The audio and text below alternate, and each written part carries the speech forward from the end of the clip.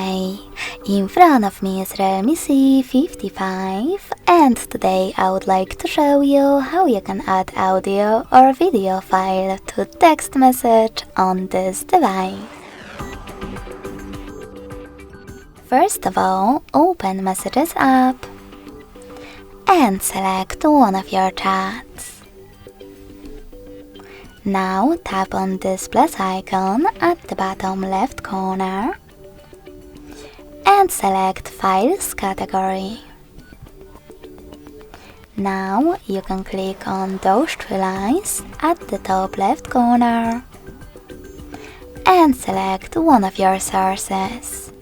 You can also click on Recent and tap on those two filters, audio and video.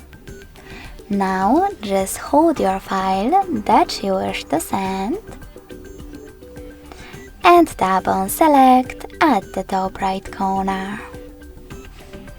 As you can see, after that, my audio file was successfully added. Thanks so much for watching. If you enjoyed this video, smash that like button, comment and subscribe. Bye!